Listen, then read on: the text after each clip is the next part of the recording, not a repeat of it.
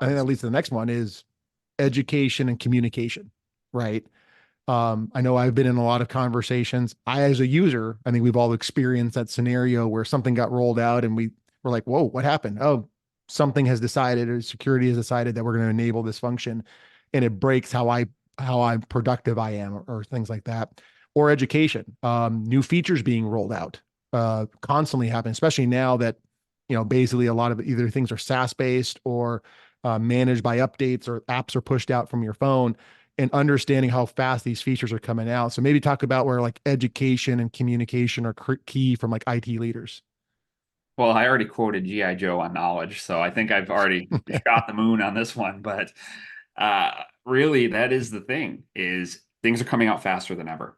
Exploits are coming out faster than ever, and being aware, training your end users to be aware of, you know, uh, some incredibly basic exploits that are still very effective. Things like phishing, things like not leaving your computer unlocked if you do go to Starbucks, you have to protect the digital workplace as an end user because you are responsible for it. If data gets leaked on your session, they'll see it with all of these observability tools I talked about. So make sure you do the basics, stay vigilant, keep learning, and uh, listen to your IT group because they're learning too. I mean, every day it's astounding how often phishing is the cause of billion-dollar data settlements that come out when a big tech firm gets breached. It was phishing in the IT organization, and we're in the news again. Yeah.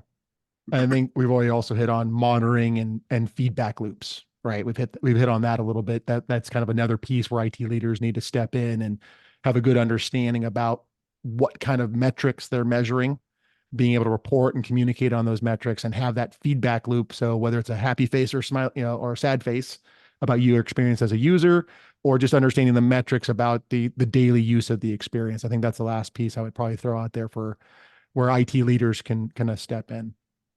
Um, so next question I have, and we'll probably go a little quickly on this one because I want to get to a couple more questions.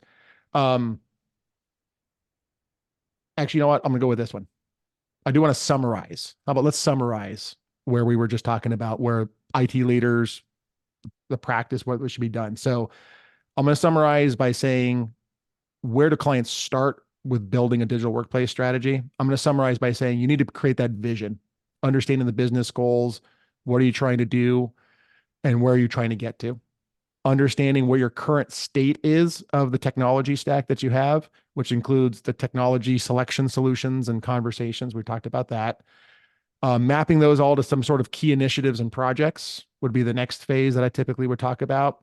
And then we said monitoring, evaluating, iterating, right? And really kind of understanding it as you're making all these changes, because again, you can make a decision today, and we've had this, right, Patrick, which is decisions made today, and then 2 months later, new technology comes out that we're like, ooh, that's actually kind of interesting, right? That's a new way of doing things. So always being able to pay attention and reiterate what you're doing, again, without losing focus on that higher level strategy of what you're trying to achieve. Right. Yeah. So let's get some rapid fire questions on you, Patrick. Let's talk about, I would love you to name what are the three most common things that affect the user's experience and IT doesn't have the tool set to see? What are the three things you typically see? Okay.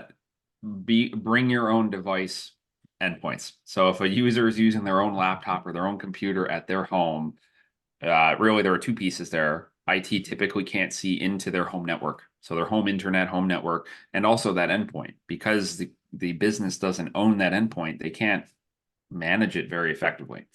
So those are a couple of biggies there. A third, well, I just blew my answer on two of them. We'll go back and rename the question to name two things that affect the Perfect. I user. was No, I'm say just kidding. it's the endpoint is probably the biggest though. That's the biggest struggle in the BYO initiatives that firms have put out there. Yeah, Is because they I think you're summarizing it, which is basically it's really about that user side, that last mile that typically IT can't see, especially when it's whether it's a contractor owned device or the personal type device, right? I think that's their internet connection, their Wi-Fi. all of those are definitely great answers.